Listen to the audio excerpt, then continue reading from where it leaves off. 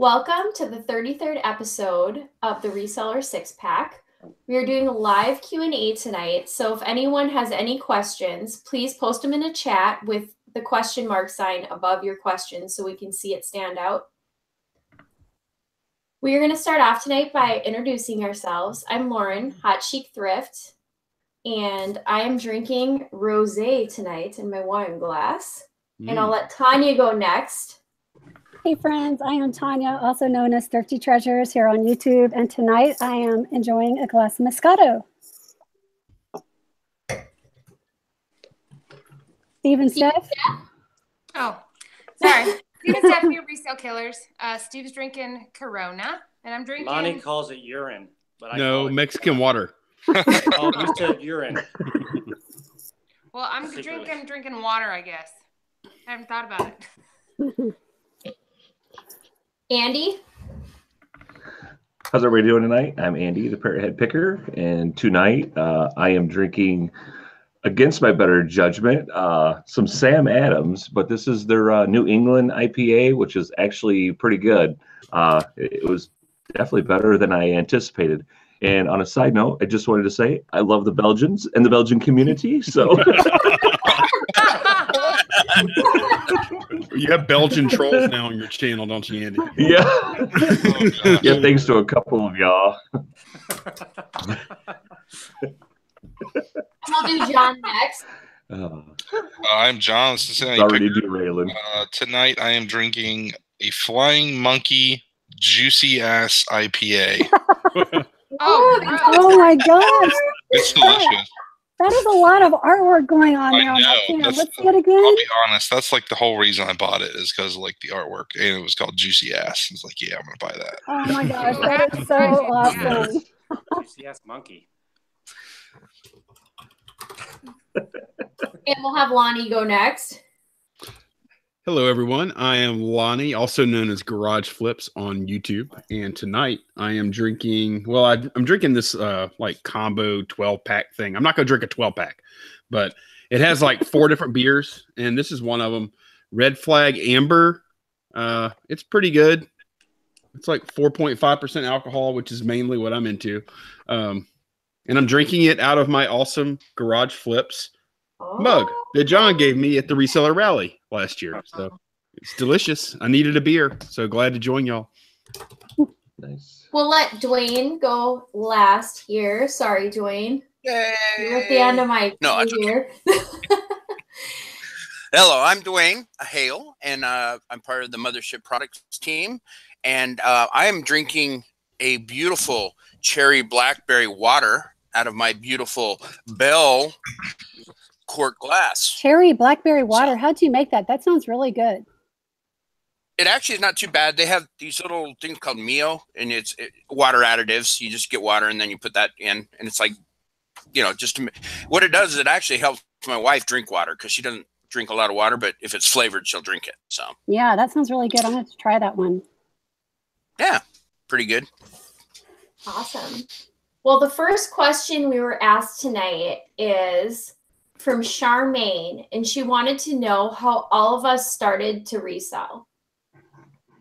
And I can go first if you guys want, or someone else can. Let me know. You can go first. I started reselling when I was 16 years old, and I got really into reselling during college. I paid most of my bills with reselling. I would go through foreclosed houses my dad bought, and I would take stuff out of them and resell it on eBay. And I'd get stuff from friends and resell it on eBay, and I'd resell some of my own items. And I'd just pay all my bills with that money. That is amazing. I never knew that. Yeah, that's cool. It was fun. Did you have to also like clear out all the trash too from the foreclosed homes, or did you just get a pick what you wanted? He would sign the papers and I would sneak in before he had the cleaners come through, and I'd kind of just pick through everything I wanted to grab quick before they would gut it all out. Nice. So, and I wish I knew what I know now, because geez, I would have made thousands of dollars doing that. But right. I didn't know what was worth anything at the time, and now I do, but back then I think about it and kick myself now. How did your dad get the foreclosed houses? How did that work? Were they houses he bought that had been foreclosed? Yeah. Like, is he a house flipper? Yeah. Does he flip flips houses? So he'd buy Oh. houses that were cheap. He'd redo them and then sell them for more money. So, and most of them were just like nasty, gross when he'd buy them. And then they'd look gorgeous when he was done. But That's awesome. I love to watch those shows on HGTV, right? Yeah. And Armando Montalongo, do you guys remember him? Yeah. Armando. Yeah, he's totally still around. He has a YouTube channel and everything. I love Armando. Not me. Well, not that Armando, not Steve's Armando. Oh. Steve's Armando needs his own YouTube channel. well, I want Tonya to go next. She's my girl. So Okay, well, I had been home for a while because I had a liver transplant. And so I was meandering around the house, like, what am I going to do? And I got busy on eBay. And of course, I think everybody starts on eBay, right, by buying something. And then you start tinkering with stuff like, oh, well, maybe I'll try my hand at selling something, right? So that's how I got started. And that was in May of 2000. So almost 18 years ago. That's Awesome. amazing, Tonya. That's cool. That was pretty amazing what she said. I'm totally shocked and amazed That's awesome. and thrilled for you. That's freaking fantastic. I know. And like, I've had my 2 kids since then and everything. So I've been really blessed. That's so awesome, Tonya. Man. it is awesome. Thanks. Okay, are we next? I don't we know. were. Maybe think next. we wanna- I love that. Okay, Steph. No, go for it. You do it. I feel like we've talked about it a lot lately because we're new to YouTube, so I feel like we've said it a bunch lately. But I think we started in 2011. Beginning of 12. Okay, when our jobs did. basically ended, our company that we worked for, where we met, was going out of business, and so Steve was. We were actually, the whole company got laid off. The whole company just closed, basically. But Steve was home first, and he basically just was bored, and so he was just running around and just selling stuff, and Personal just our stuff. stuff, like his stuff out of the garage, everything in our whole house just basically got sold. Everything there could be that wasn't nailed down was pretty much sold. It was So, fun. Yeah, he loved it, and then we started hitting thrift stores, and we started just doing garage sales, and you just like, everybody starting out, you just start checking every single thing. We're glued, our eyes are glued to our phones, just looking up eBay comps and stuff and seeing if something's worth something. And that's how we started. Yeah, it was like ultimately that experience of selling personal items first and not For doing more it, than we paid. Yeah, but not doing it and saying, this is going to be the job now. I'm going to sell everything we own. It wasn't that. It was just like, I was bored. So I started doing that. Then we started selling our stuff. And then we said, we might be able to do this. We might be able to just not have a job because we don't look at it as a job right now anyway. But that's what it was. It was like, there's a potential to do this and not have a regular job. And now we're here on YouTube somehow.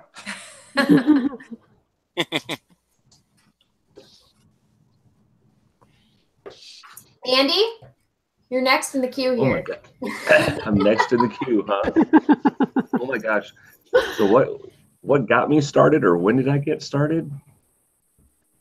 Whew, man, it's been a long time ago. Actually, I got started selling on eBay. I believe it was in '97. I've been on eBay since way back in the day when they used to actually send cash through the mail and everything else.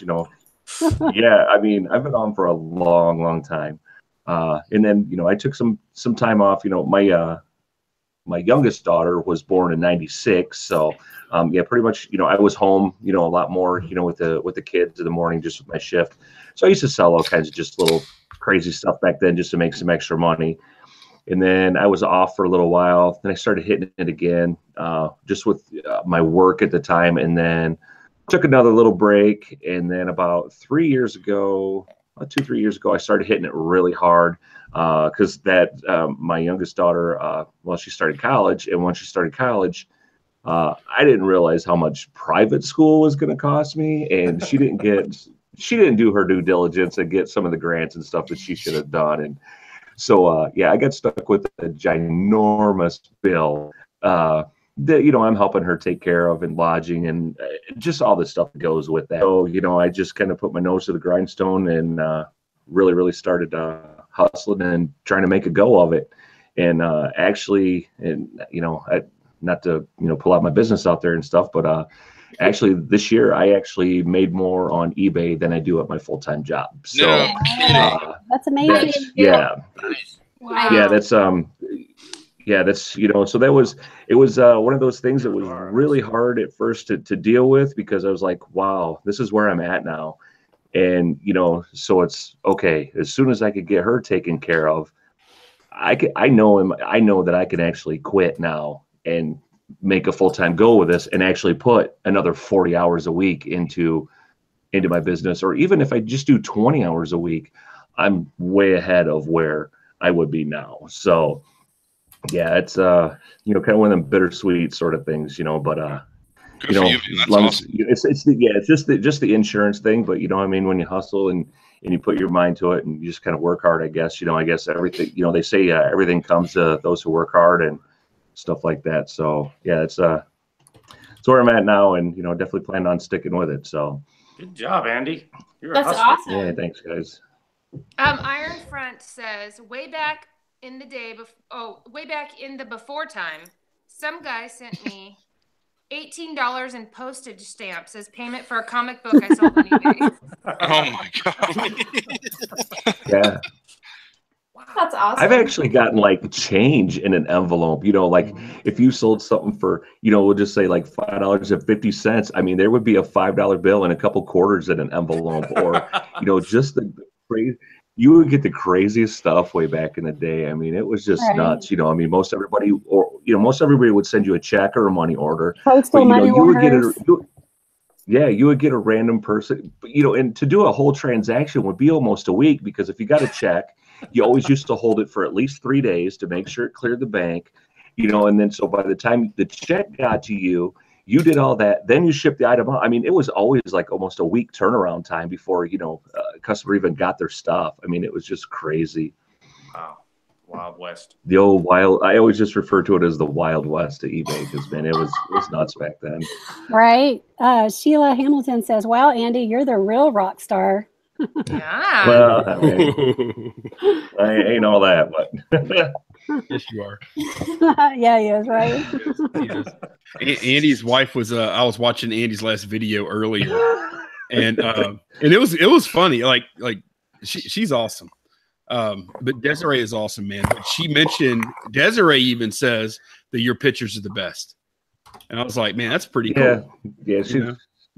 Yeah, she just kind of out of nowhere, and I'm like, well, I mean, I'm pretty humble on a lot of things, so I think I gave credit to a lot of other people, what I mean. But yeah, she was enjoying busting on me, that was for sure. So yeah, there's plenty of that too. But then in the middle of it, she says, "Yeah, you take the best pictures." I thought, man, that's pretty cool.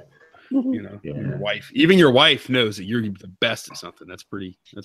Yeah. What was you thinking? Because your wife is going to be your biggest critic. What was she? Oh yeah, definitely. She's definitely my biggest supporter, which is great. So, John, you're next. John. Cincinnati. Oh, sorry. Whoa, he was cutting out. No, I couldn't hear what she said. My bad. So when I was like 17 or maybe it was 18, I don't know, right around that time, my grandma bought this piece of furniture at a garage sale, and she calls me. She's like, hey, can you come bring your truck and pick this up for me? So I go to this garage sale to get this thing, and they've got tons of sporting goods. And I was working at the sporting goods store at the time, and I'm like, I could just buy all this and take it to my store, just make a bunch of money. So I did. And I got the bug like right then and there, and I haven't stopped garage selling since. Cool. I can get this right now. Right now. And sell it to the people I work for. That's cool. Lonnie, you're next. Okay, so I had been selling off and on eBay just like for fun. I would say since, wow, probably like 96, 97, like from the start, I would sell. And when I say like off and on, I mean like maybe an item a month or something like that, you know, just for fun. And yeah, I remember one time I listed something for a penny. It was like a UPS, uninterruptible power supply with a bad battery. I listed it for a penny, and somebody bid a friggin' penny and won. Never got another bid. And it was a local guy. It was a local guy, and he said, "Hey, man, can I just come pick it up?" And he came and picked it up, and he gave me a penny. Wow. But no, I sold off and on, and then this was a couple of years ago. Actually, about I guess maybe over 3 years ago now. Saw a big thing of educational robots on the sidewalk in the antique district. Cut a deal. I bought them for I think it was 150 or so, and I ended up making like $1,500 on the whole deal, selling these robots off on eBay. And I'm like, man, I really like that feeling of flipping stuff. And I said, let me try this some more. I started hitting yard sales, and I started flipping more stuff, and it was awesome. And I quit my job, and I said, I want to do this. I like this better than working. So For sure. if I had to look, like if I was talking to Lonnie from 3.5 years ago, and he said, hey, should I quit my job right now and do this? I'd say, no, you should not. You're not ready. But, you know, really, you're never ready. So I'm glad I did, you know, because you got to take the plunge if you can and do it. I'm so glad I did it, though. I'm so glad I found there's always like a turning point or an inflection point that you can look back at in your history. There's like decision points.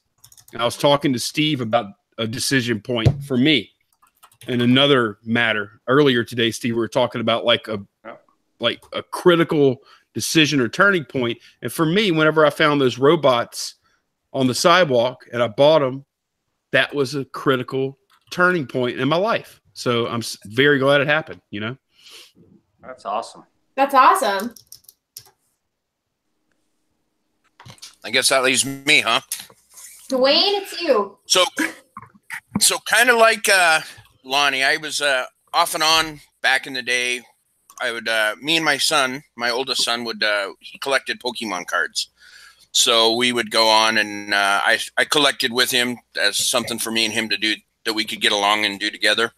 So we would do that. We would buy some, and then we'd sell some on eBay. And yeah, I definitely remember. I never got cash, but I definitely remember the PS. You know, we had to send back then. So, what is that? That was sounded like thunder. Someone's got some background noise going. Yeah, I don't know. It's not me, I don't think. Is it? Anyway, and then in about 2012, I was watching YouTube and stuff, and I decided to buy some storage. And when I did that, I realized, well, now I'm get rid of this stuff. You know, yeah, it was cool going through it, and then I had a whole bunch of stuff that I had to get rid of somehow. So I started selling. I'm a part-time reseller. I have a full-time job, so it's just myself. But I really enjoyed it, so I just kept doing it.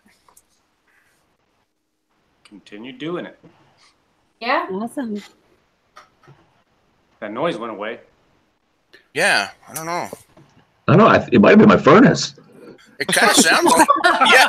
It might have been my furnace, because my furnace just shut off. And yeah, everybody's like going, it's Andy, it's Andy. I'm like, and I was like, wait a minute, I go, it's my furnace. I'm like going, oh, maybe it's my furnace is running. All right, if it kicks on again, I'll make sure I mute myself. Sorry, guys. Okay, I got to see what our next question is here. We've got a bunch. It looks like the next one is international shipping. Does anyone do it? Is it a hassle? I can say that the only international shipping I've done is through the global shipping program. So I guess I don't really know because eBay takes care of it all for me. I've never actually calculated it out for myself, but it's something I would really like to hear more about and research. Does anyone not do global shipping program? I think it's fantastic, global shipping. I do too. I sell a lot of items through that. So we sell so much that of things that were equally priced with everyone else, and there's no reason we should sell it versus somebody else, and it's because we offer global shipping. Yep. And it'll go international. We sell a lot international. It's really weird, but I think it's just because other people are afraid of it. But it's so easy. You don't do anything other than just through global shipping. Yeah, through the global shipping. Global shipping is awesome. Yeah, if anybody out there is not doing it, don't be afraid. It's not anything. You don't have to do custom forms. You don't have to do anything. You just it's just like shipping to somebody in America. I mean, yeah.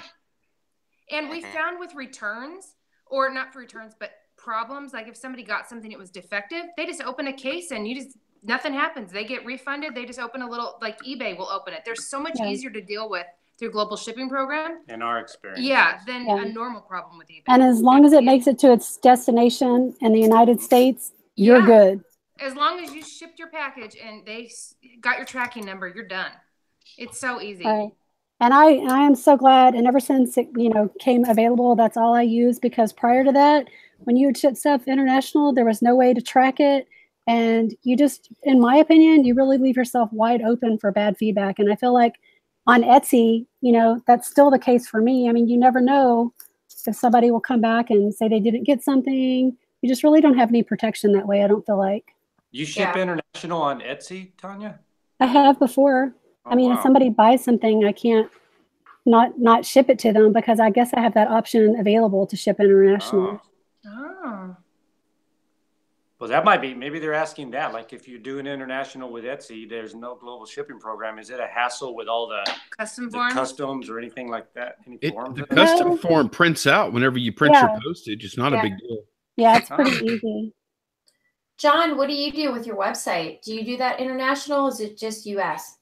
I've shipped Canada, but that's the only thing. I haven't shipped, anywhere outside of Canada yet. So I guess we'll have to see. I don't know. I think the global shipping program with eBay is something special. So I just have to bite the bullet and ship international. I doubt somebody would want to pay the price to, ship it unless it's something they really want. Yeah. Kathleen said, you just check global shipping on your listing? Yeah. It's at the bottom of your listing. It's right near your shipping options, and you just check mark the box. And do you have to have top rated seller status to do that? I don't know. Nope. I don't think so. Nope. I think it depends a lot on what you're selling too. Like if you're selling blue jeans, it doesn't really matter, because you're not going to really sell unless you're selling like some crazy retro stuff or something. You might go overseas, but otherwise you're not selling overseas anyway. Like if you ever watched Crazy Picker Life, they sell a lot of cameras. They sell a lot of like vintage, cool ass, expensive cameras that a lot of people overseas want to buy. And I know that they used to ship either global shipping or regular international shipping. And I think you can, sometimes ship international shipping. If you do just regular international, you can make yourself more competitive, because your buyers are probably going to save, I don't know, 20, 40, 50 bucks or sometimes more, because they don't have to pay that extra amount that you pay with global shipping. I totally agree with that. If I had the time to figure out rates, I wouldn't use global shipping. I would just do it myself. But global shipping is just so easy. I click a button. So that's why I use that. So that's what I use too. And but I could see, like, if you were in a field where you were selling a lot internationally, you could give yourself an edge. Like like Lauren, if you and I were both selling the same exact thing overseas and you were killing me, well, I would stop offering global shipping and just do international shipping, and my customers would immediately see, $40 savings. They would order from me. You know what I mean? So I get people that message me all the time asking if I will ship to them direct instead of using the shipping program. Hey, Nick. Sorry, I'm late. Hi, Nick. Sorry, I'm turning up late. What's going on? Better late than never. Yeah. Cheers, mate. Cheers. Can I call you mate? I don't have a drink. Cheers, anyway. So, there are Speaking of the global shipping, just because we were talking about it, there are a few categories we can't ship in, or at least a few things. Like if I've listed things that are Starbucks, like a Starbucks mug, it somehow thinks it's food.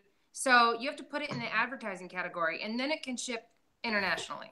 I don't know why, but for some reason, certain things like food and stuff you can't ship. So if you're, depending on what you're selling, Kathleen, it might be, maybe the box is still there and you can check mark. It'll just say it will not let you, but it should still be there. At least from what I remember. Yeah, video games is restricted for global shipping. Okay. There you go. Is it? Certainly in the UK, we can't ship out video games through global shipping. So we have to offer our own international, which I do. Loads of my video games go international. Interesting. I know I've sent computer games, like vintage computer games via GSP. I don't remember console games going that way before.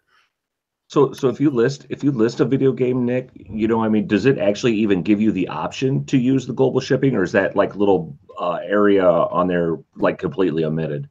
From what I remember, I think it lets you tick the box, but it doesn't actually add it to the system. It's a bit strange. Okay. From what I remember, I think it does actually let you check the box, but it's exempt. I think it's because of region coding. Oh, that would make sense. Yeah, that would totally make sense. But I ship loads of games. Probably half the games I sell go abroad. Wow.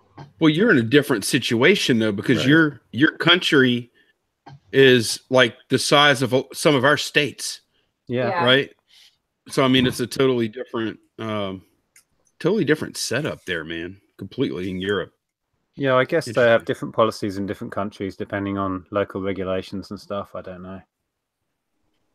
Yeah, what percentage did you say goes overseas, or not overseas in your case, but like foreign, Nick?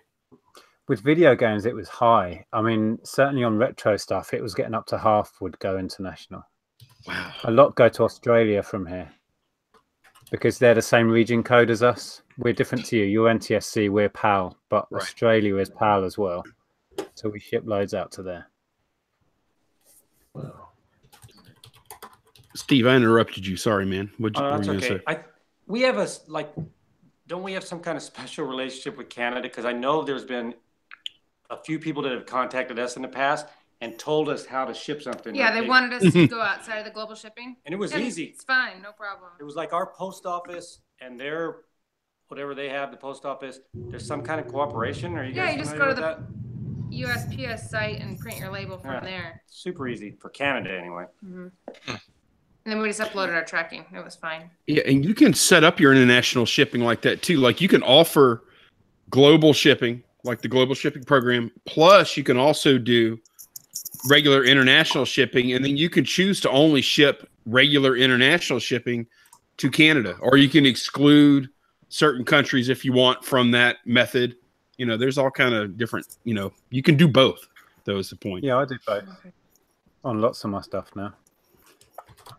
Do you guys ship to Puerto Rico and APOs, FPOs? I had 2 last week. I had 2 go last week, and Puerto Rico is now. I used to be able to ship from my phone, and now I have to actually go over to the computer because it errors out on the phone, and it's like I have to click some kind of box that I don't even read it really, saying I've read the restrictions or something. Have y'all seen that?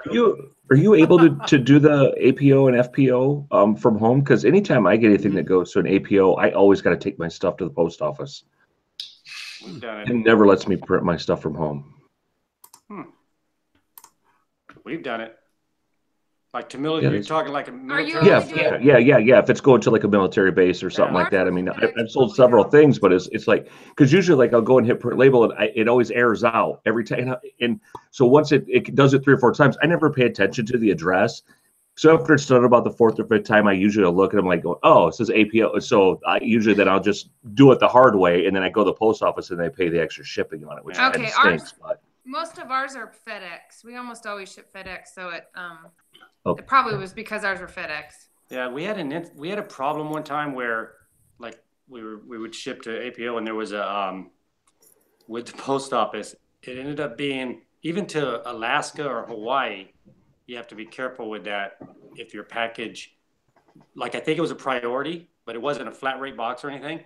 and it was going to be considerably more than what I had anticipated. And you know how you can exclude? Is it Alaska and Hawaii in APOs? You can exclude them, yeah, anywhere because of the shipping would be, it wasn't good. But the APO was like that. Okay. And we said no more because a lot of stuff we were shipping was big, so we just did FedEx. So I could see we didn't have an issue like you're describing, Andy, because that's all we did was just do FedEx, and I don't know how they were doing it for the military. I was going to say about the global shipping program, I found it's really helpful to have both options on. So you tick global shipping and then you provide your own, because I never know if global shipping is going to come in cheaper than what I can offer or more expensive. So it pays to have both on, particularly for heavier, bulky stuff, because quite often GSP is cheaper than what I can offer. So you get the best of both worlds if you offer two. What like size or weight range do you find that happens in, or does it matter, or does it just depend on where it's going? It depends a lot on where it's going, I think. But when you get into the sort of, I don't know, 1.5 kilos, 2 kilos and beyond, quite often GSP will be cheaper. Huh, interesting. At least with our shipping. I mean, it's totally different. Sure, yeah, it's completely different. Different carriers and yeah. So, but there's no way that I know I can find out how much GSP is going to charge somebody. So I just put in both options where I can. And then hopefully they'll pick the cheaper.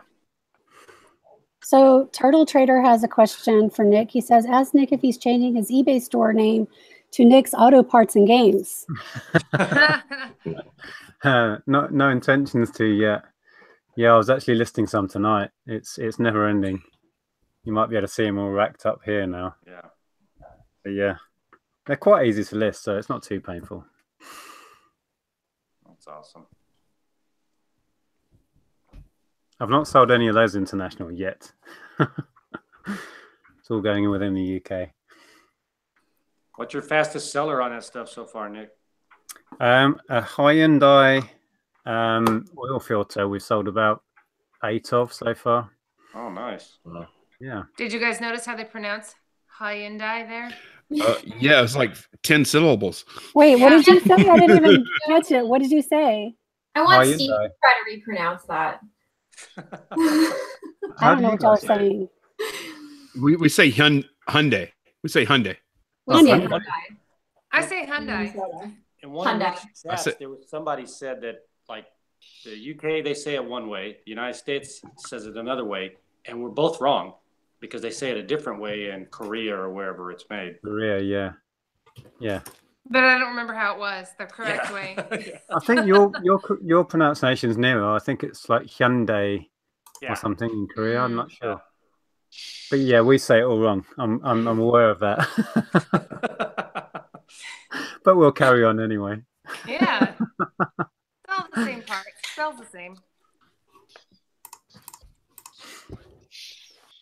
I saw that question come in that only I can answer because it's about how will Brexit affect our business, and to be honest, nobody knows. How what will? It's going to take years of negotiation to work out how we're going to, how our trade with Europe's going to be affected. We have no clue at the moment. Is the there quick wasn't any answer kind to of that immediate? There was no immediate reaction to that, Nick. Like, how when there's big changes, there's usually something immediate, but only in exchange rates, which fluctuated wildly for a while, but that's leveled out now. But how it's going to affect us physically sending stuff to Europe or receiving stuff, we don't know yet. No. That was a good question. Who is that? Yeah. That was Krillin, I think, wasn't it? Really? Yeah. Yeah. That was a good question. All right. I have all my questions listed out in order here so we don't miss anybody. I'm going to combine two right now. I have one that says, what percentage of your sales come from Poshmark? And then I had another Poshmark one. Oh, what's a love note on Poshmark? So I'm going to combine those together. A love note. 0% of my sales are on Poshmark. we'll follow 0% of ours. He should be, John. You need to make it count. I just did one this week. I just started it. I got 0 sales, but I just started one. So you're gonna love it, Andy. Yeah, love it. we're gonna see how it goes. But a love note is if somebody gives you a review, I'm trying to get it to show up. There we go. And they leave a comment. That's what a love note is. Oh. So if you leave a 5-star review and then you want to leave a comment, these are ones that people have left on my account. Do they call their feedback love notes? Yes. That is so cute. I love that. You don't have to leave feedback, which is wonderful because people usually don't unless they really liked it. Like, I've never had bad feedback on Poshmark, which is awesome. But I would say 30 to 40% of my sales come from Poshmark. It just depends how much I list on the platform. And I actually list a lot less than I do on eBay onto Poshmark. I'll do it in like a big clump, but eBay I'll do like every other day. So it's really... You know, I thought about listing some jewelry over there, but I never really did much with it. It's so hard to manage so many different platforms, especially, you know, with the jewelry, a lot of it I'm already double posting. And then if I do Poshmark, I might be triple posting. But I don't know. I might make like a little experiment and maybe just try my hand at it and see what happens. You should definitely make a Poshmark for your jewelry. You would do really well with that. You think? I think you definitely would. You think you get better prices over there than like say eBay? It depends what it is. Trendier things, I absolutely get way better prices than eBay. So is it mainly trendy things or also vintage items too? Vintage I do better on eBay. Okay. But I think that will change. So many more people are getting into Poshmark now. I really think that vintage is going to take over Poshmark in the next year. There's no like black and white, like definite lines. Like it doesn't have to be vintage. It doesn't have to be modern. It could be anything. Yeah, it can be anything. That's good to know. I've just noticed like the trendier name brands do a lot better for me on Poshmark than they do eBay. Like Kate Spade, Coach, Cole Haan. Yeah, I mean, off in the I think I have like maybe 3 items listed on there right now. Unless they expire, because I haven't checked it in months, but I also haven't got any sale notifications. So hopefully my account's still active. That's a great thing about Poshmark. They email you if you sell something or if you get an offer on something. So you don't even have to really pay attention to it. If you don't want to share your stuff, it will tell you if someone's interested in your stuff. So you can kind of ignore it. Trillin says, I still have love notes from my high school sweetheart in my drawer. That's pretty cute. I like that. Now, Lauren, I know nothing about that site at all. Is that equivalent to eBay? Can you list anything on there, or is it just fashion, or what is it? It's supposedly just clothes. Sorry, I don't know what my light's doing. You're going to see it like flash above my head. I don't know what's happening. It's mostly like clothing and accessories from what I've seen. Like I've actually like seen like a few coffee mugs on there, but I mean, you know, it's from what I've gathered, because I'm new on there. I'm learning on what I can put up there, what I can't. You know, that's pretty much what I'm seeing. It's just pretty much if you find it in your closet, that's pretty much what would go. What you could like if it's belts or sunglasses or shirts, shoes, ties. You know, possibly you haven't got that far yet. I'm not in there that deep yet, Lonnie. That's what she said. Abort! Isn't there a social aspect to Poshmark too? Like you need to gain followers. You know what? I'm not doing anything on there, and I've already got probably 300 or 400 followers, and I've only been on there like just a couple, 3 days. People just follow you. I'm not sharing nothing. I'm not doing anything at all, and people just do so. I mean, and I'm not a social media sharer. I'm not putting crap on my Facebook and all over Twitter and all that other stuff. I'm not doing that. If I get a sale, I get a sale. I'm hoping that I just get sales just due to my items, not that I'm spamming everybody's feeds all across the internet. So, and is we'll see what happens. Is it based around an app, so it's sort of similar to social media in that way, or not? No, you can. It's PC based. Well, you can use PC now. Like since it is PC now, that's why. That's a big reason why I went over there, because I always thought it was just app based. But now that I can use my laptop, I decided to go for it. So, sounds interesting. Lauren, I don't know if you can hear us, but it's locked on you. That's what they're saying in the chat. I don't know if she's gone. Oh, it's back now. It's fixed. Jerry, back up. Back up. Yep. Oh wait, she's her power went out. She's trying to rejoin. Oh, okay. Oh, That's no. cool. It didn't cut us off. Right. So I was just wondering, I guess what the question is for Lauren, but for Poshmark, like nobody else is really doing it, but is she cross-posting is what I want to know. Because if something, you know, that panic, like when we sell something locally, we go and we wait until we're kind of at Starbucks to meet the people. And then we panic like, oh my gosh, that's on eBay. We got to get that off right away. What if it's sold? You know? That would be such a panic with Poshmark because they both could sell on a platform like that. At least when it's we're meeting somebody, we have control over it. But, you know, on another app, that panic. Hey, you're back. Do you cross-post, Lauren, between Poshmark and eBay? Yes. A lot of things I will.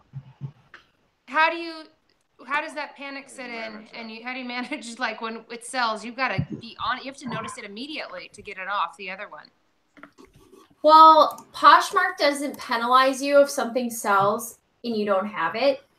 So I don't really worry about pulling stuff off Poshmark as much as I do eBay. Like, eBay will penalize you if you sell something and you don't have it available. But Poshmark really doesn't. They don't care. You can just cancel it. If someone buys it, you can just say cancel, and it doesn't really matter. So That's I a don't worry crappy about customer experience, right? Yeah. I mean, like if I ordered something off this Poshmark joint and they just canceled it, you know, I finally found the perfect thing and they just canceled it, I'd be like, man, Poshmark sucks. Yeah. It's Further very down the line, they I've might only change. had to do it one time out of like 700 transactions, but you have the option to do that, and they don't get mad at you like eBay does. So that's a nice thing. In my And that's something that may change with, you know, growth and stuff like that, I'm sure. I totally agree. Yeah, I think so. So I have a question, Lauren. And then the viewers might be interested in this to know this because it's been a while since I've actually talked about Poshmark, but I know originally you could only list stuff from your phone, right? Yes, Like, and you can list from the computer now in the last year, but I still do all my listings from my phone. Okay. So it just, to me, it's easier. I've been doing that for 4 or 5 years, and it's just second nature to me to do it on my phone. Like, I've tried to do it on the computer, and it's just slow to me now. Okay. Poshmark's been around 4 or 5 years. That's what I was going to say. I thought it was a new It's thing. just blown up in the last year or two, but it's been around for a while. Wow. What kind of sound does it make when you sell something? Ooh, good question. No noise. What? What? You know, Are they that's crazy? Oh, they need to get on the noise train. Come on, we need a noise. Noise train. It's so sad. No cha-chings. So we got a question that was asked kind of at the beginning of the show by Jim Cooncat. He wants to know everyone's death pile triage techniques.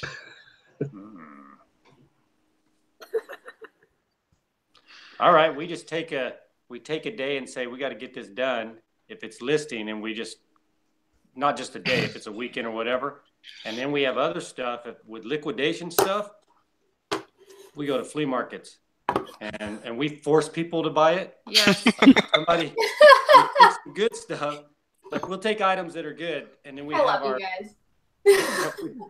have our crap like intermingled. And when somebody buys something, if they touch it, they're going home with it. We just cram stuff in their hand, and you are buying this because we're dreading. We don't want to list it. You know, certain ones, it's just we already have our money. That's going. It's got to go. You know. Yeah, and this year we're doing a pre-triage, like on our sourcing trips. We're trying to buy stuff that, I mean, it's not in concrete, but something that we're going to make at least $30 on, and that's going to limit the amount of stuff that we're bringing in. We're talking like flea markets and thrift store, that type of sourcing, so that now when we get our next liquidation load, we won't have that death pile that we don't have time to list, because then the local sales pick up more. So we're looking ahead at that now. Yeah, we're being pickier. Yeah. Well, you know, I just dealt with this because while garage sales weren't in effect, I have been sourcing from my own death pile, which is in my storage unit. And I could tell you, like, the way I did it, and this is the way I always do it. is I go in, I walk up to pile, and I say, okay, what is the thing in this pile that is going to sell the fastest and make me the most money the fastest? And I grab that. And then the next time I go up to that pile, I do the same exact thing. So, and I do that like with the stuff I bought this past weekend.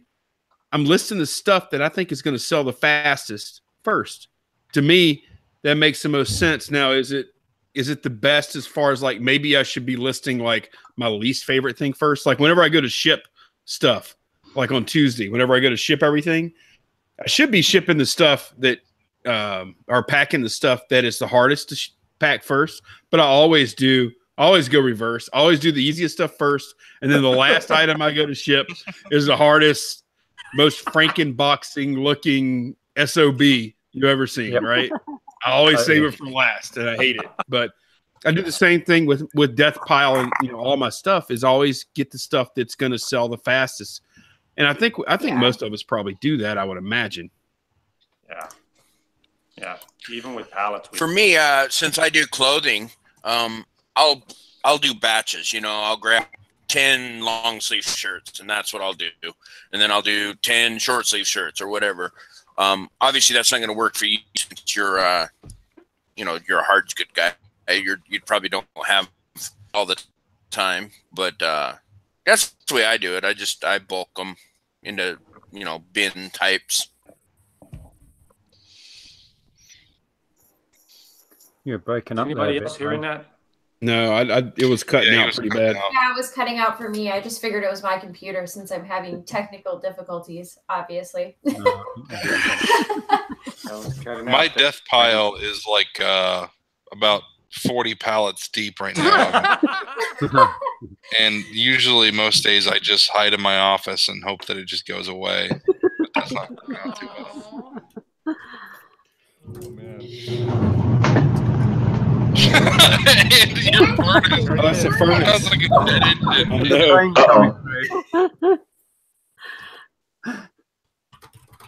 engine. We tried something new actually to clear stock only last week. We took a load to auction, to physical, bidding auction, and we cleared a car full of stuff.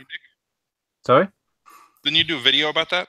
Yeah. It was stuff that had sat around for ages. It was the remains of a sports shop haul that I bought years ago, and I've been putting off listing it. I've made my money back and beyond on other stuff that I've sold out of it. So we just put it all in auction, and we got £200 back and had a fun day out. It was like perfect. Oh, that's good. And it was gone. It was gone. Yeah, that was the main object.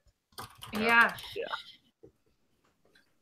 There is a relief when you get rid of something that you've been putting off, and that it's just, man, this has to go. And as soon as it's gone, it feels so good. It makes you wonder why you wait. Yeah, I love it. My life is a death pile. that's a new pump band. It's just behind me. Like half that stuff is listed, but half of it isn't. I think that's bad. Open the door behind you, bud. Show her. Hey, that's all listed, bud. It is. Dude, I'm telling you, I really have no death piles. If I buy 10 items, I list 10 items. Wow. Yeah, I am pretty well caught up. Now, like I went through, the wife and I went thrifting Friday and Saturday. So all I have basically to list is the items we just picked up. Hats off to you, sir. Yeah, I mean, I have a few pairs of jeans, and there might be a shirt or two that's laying around that maybe needs ironed or something. You know what I mean? But other than that, yeah, if I buy 10 things, I get them listed before I go buy more. It's the only way to stay ahead of it. That's how my death piles start, actually. What you were just saying, like things that need to be ironed or whatever. I'm the same way as you. I list everything when I bring it into my house, but my death piles become the things that need to be ironed or have a little stain that needs to come out. And then all of a sudden I have this huge laundry basket full of stuff, and I'm like, how did this happen? What's happening to my life right now? I do have like a rack of suits. They're mostly all just blazers. I tend to always put those off, and I don't know why, because they're actually worth good money. But that is one thing that I always just tend to kind of set aside. And there is a backlog. There we go. They suck. They're awful. Yeah. funny because on our chat tonight with me and my wife Andrea, we were talking about Andrea's issue she has with clothes, and that builds up through ironing stuff that she doesn't list because it needs ironing, and it's got out of control now. Seriously out of control. It was in your chat. There was actually people in there that enjoyed ironing. Yeah. There was one lady that said she loves ironing. No. She's not you. My wife loves to iron. Really? She loves to iron. Does she want to come stay here for a while? Yeah, I told her, I was like, well, you don't have, she's like, hey, do you want me to iron? And I go, no, just steam it. If you want to do something, no, she goes, I'd rather just iron it. And I'm like, oh my God, steaming takes like 3 seconds. I'm like, yeah, she loves it. I mean, she irons our sheets, the pillowcases. She loves Are you it. serious? Yeah, it's crazy. Yeah, well, you know, She irons if that's your therapy, yeah, she irons her sheets. She'll iron all our pillowcases. Yeah, she loves to do that. It's like therapeutic for her or whatever. Yeah. Okay. Andrea's issue, she was saying, is she's too perfectionist. She has a steamer thing, but it still takes her ages because she's so perfectionist, like way over the top. So it takes hours. We had one of our subs came to our house and bought like $107 worth of those clothes that we got from that pallet. And she said, okay, she was selective about what she buys. Like if it was, she will not iron anything. She does only clothes. Her name's Erin, but she doesn't iron them. She'll just put them out there the way they are. And she said, it's not going to make me much more money, you know, just to have it ironed or whatever. She just puts it out there that way and just gets rid of it. If it's got a stain, she won't buy it. She's not going to do laundry and wash it. She's just not going to buy the item at the bins or wherever. I love it. It just is, you know what? It's like Andrea's pile. If it's awful, just put it unironed out there and see if it'll sell. Yeah, but some people can't. Psychologically, they will not be able to do that. And Ronnie, Hart Pickers, he's talked about that. And I know Andy took some of that advice, like when he's sourcing. I actually kind of addressed that in one of our last little things we did. Ronnie said that, and I kind of started doing that as well. And it makes it so much more easy to list. If, like you said, you're not picking up those items that need to be ironed, need to be steamed. I got to get all the dog hair off of them because, you know, somebody's, you know, you bought this black sweater and it's just full of hair. You know, I don't have to take the time to clean all that stuff. I could just bring it home, slap it on a mannequin, take pictures, and be on my way. Yeah, it's amazing how much quicker that goes when you source better items. Yeah, you know, I guess it's the same thing with, you know, I mean, you know, there's a ton of people that buy from the bins, and that's totally awesome. You get a great deal, but you know, the stuff that you're pulling out of the bins, you know, you have to take care of. So, you know, you're paying maybe $1 or some change, whatever for it. I might be paying $2 or $3 for my items, but I don't have to touch them. So for me, just that time is worth it for me. Well, Andy, like jumping in with the bins. I used to go to the bins and get clothes. Now I go and I try to look for hard goods. Everything I found at the bins for hard goods has just been crazy money for me. And I know a lot of people do it for clothes, but what's happening? Sorry, got disco on in here. The disco started then. But I would say if you only sell clothing, start researching your hard goods and ease into it going to the bins because you'll find crazy stuff. Like I picked up a random video game a couple months ago and I asked Lonnie and Andy about it. And I ended up getting $60 for it. And I think it oh my God. What game was it? It was just insane. And I just picked it up because I'm like, oh, it's sealed in the package. I'll just sell it for $10. I don't care. Even a bad game sealed can be good. Yeah. Yeah. Right. What game was it, Lauren? Tiger Woods Golf. What? 2008, maybe? It was a PC version of that.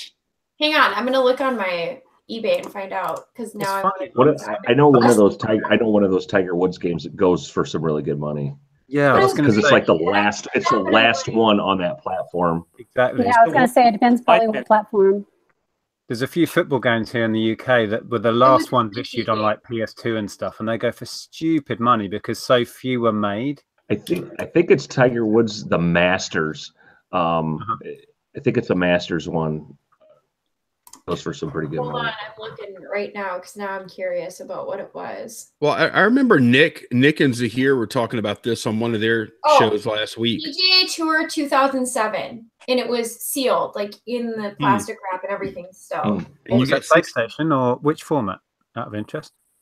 It was just for PC. Oh, Anything else. really? That's surprising. But So it was like a CD, Lauren? Yeah, for the Okay. computer. I just want to mention that, like, I was watching Nick and Zahir last week, and they were asking it was a good show. They were asking questions of their audience, and one of the questions is, "Are you full or part time?" I think, and there were a lot of part timers there, and man, the part timers, like Andy, I am so jealous of you guys because you can be so friggin' choosy. You don't have to buy. You don't need to. You don't have to buy volume. Like, if you'd only buy 5 things one week, it's cool. I'm a choosy bitch. Right. Right. That's the one thing I'm afraid of once I hit that point where if I, what I do decide to go full time or whatever, is I'm going to have to change my strategy drastically because I can't afford to be picky like I am now. Yeah. And I won't be able to charge the prices that I do now to where, I can afford to sit on an item, for 2 or 3 months or even 6 months, you know what I'm saying, to get an extra maybe $10 out of it or whatever. I can afford to do that. But yeah, when this is my livelihood, my bread and butter, I've got to turn and burn it as quick as I can. And I need volume. So yeah, you're totally right, Lonnie. That's why I think that as a reseller, I think having a job and reselling is probably maybe not optimum, but it may be like the least stressful way to do it. To have like if I live near John, I'd probably go work at his warehouse and resell. That's what all my employees do. I think you're right. And when Lonnie, I think he's got some pallets of CDs that he needs sorted. That'll be your first task. Get on it, man.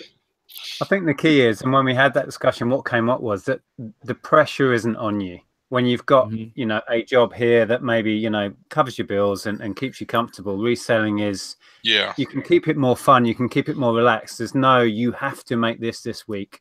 And once you switch to full time, and I remember it clearly, suddenly the game changes beyond all recognition. I don't know about you guys, though. I like that pressure.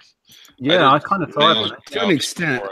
Resold, and I loved it. Like the competition. That's the only thing. Like, I don't get the competition. It's just against myself and reselling. But yeah, like I like the pressure. We get competition, John, because like on whenever you're doing not competition, but whenever you're doing garage sales and I'm doing garage sales, like this past summer, we're like, bro, check this out. And then we send a picture. We're like, oh, damn, he's killing my ass. And then, like an hour later, I'm like, oh, look at this, John. I got this. It's pretty fun. Except the last 2 weeks, you just send me all this crap that you found, and it's just snowing like crazy here. I'm like, yeah, I can't do anything. Sorry, dude. Hey, let's read Iron Front's. Oh, man. Okay. He says, Iron Front says, yeah, I am jealous of part-time people because I have to buy stuff I don't like because I need to make some money. That's me with jeans. I know y'all probably all have some stuff like that too. So are you saying, Lonnie, that you would trade being full-time to being part-time and having a job? And I know there's people that have a job. Yeah. No, I wouldn't. There's Great people that have question, jobs Steve. that they like. Great question. There's people that have jobs that they like, and they like reselling. That's a beautiful combination. But even on the worst week of reselling, if you've had a job that was sucking the soul out of you, you're going to be all right with that worst week of reselling. And you're going to buy some crappy stuff that you don't want to buy. You're going to buy some pots and pans that have freaking food on them, and you're going to be laughing about it because you're not dealing with that crappy job. And I totally agree. Like, I love my day job. That's the only reason I still have it. There you go. Some people are fortunate. Steve, let's put this in a context. I remember when I was in the Air Force, okay, and I was in the Guard, but there was like about an 8-month time span where I was active duty, where I was doing training and stuff. And when you're in the military, you can spend your entire check, right? And you're still going to have 3 hots and a cot. You're still going to have a place to sleep. You're still going to have meals. Like, you are taken care of. It is cool. It is like the most reassuring feeling in the world to know you have a place to sleep and meals to eat no matter how much money you spend. You've been there. You know what that's like. Mm-hmm. Yeah, but I also know that I've slept in a place that had no heat and cold, like not in the military, on my own. I've been there and I was freaking happy. So there's situations in your life where I think a lot of it is going to be mental. And it's an illusion to think that job is security. Oh, I know. I mean, I understand what you're saying, Lonnie. No, it's like a real comfortable cage, right? Yeah. When you're younger, comfortable cage. If you're a teenager, or you're a young man and you go into the military, that's I don't know if you're conscious of the fact that you're being taken care of with food and all that, but there's you're paying a price for that as well. But having a job, and I'm speaking for me personally, and also I hear it from a lot of people. I know people, I have friends that have jobs that they hate. It seems like more people hate their job. They're in that cycle of, I go to school, I get a job, and then I save my money, I retire. Unless you work for Enron, then you get screwed because or you get fired or the job company goes under. A lot more than Enron. Yeah, I know. Ridiculous. But reselling, you are responsible. It's your life. You're responsible for how well you do within certain. I mean, there's things that are out of your control, but you can always work harder. You can work longer. You can work less, which I recommend. You can adjust your lifestyle, to accommodate working less, which I recommend. And there's just something, there's some joy that goes with being, having some kind of control like that. Some kind of, I think John, Cincinnati Picker, there's a challenge with that. And it's, like if you wake up and there's all, like John, your site crashed. And John actually he made a couple jokes about it. I mean, that was external. Internally, he's not joking. But he handled that, and I think being independent and doing stuff on your own, you have to develop. There's a mental strength you develop. There's skills in whatever in the selling world that you develop. You're tough.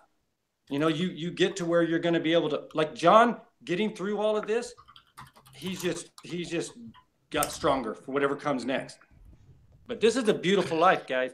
Whether it's reselling or something else, if you're not doing something that you hate to make a living because it's a paycheck, then you're doing pretty damn good. Just my 2 cents. I agree. 110%. Somebody said earlier about a comfortable cage, and I think that puts something really well, that phrase. And I think a lot of people. Oh, you can quote, that was me. If you use that, you can say it was me. Yeah. But I think that sums it up perfectly. And a lot of people just can't make that step. And what we do it is a lot of pressure because everything's on our shoulders. I love it. Don't get me wrong. I can't see me ever going back to employment. But to take that step for a lot of people is a massive challenge. And a lot of people can't step up to that. Yeah. And the comfortable cage analogy, I think, is perfect. A lot of people moan about their jobs, but they'll never do anything about it. Yeah. It's like a Pink Floyd song. Or is it Wish You Were Here? Love that song. That's right. That's right, John. Yeah, and Comfortably Numb as well. Oh, that's a really good one too. I love Pink Floyd. Yeah, who doesn't? Right.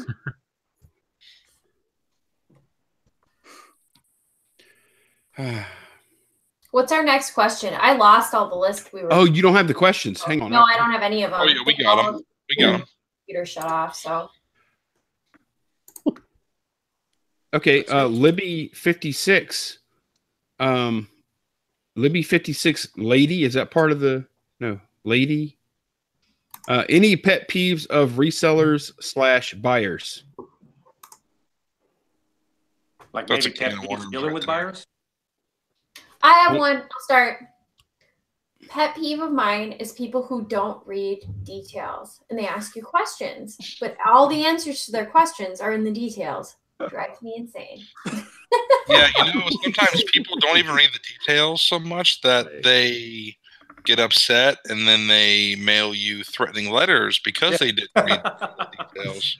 I got a letter here I got last week. I'd like to read it for everyone if that's all right. Yeah, I would allow that. Go for it. Okay, so I'll preface this by saying I sold a broken camera for parts not working as is on eBay, and this is the letter I get.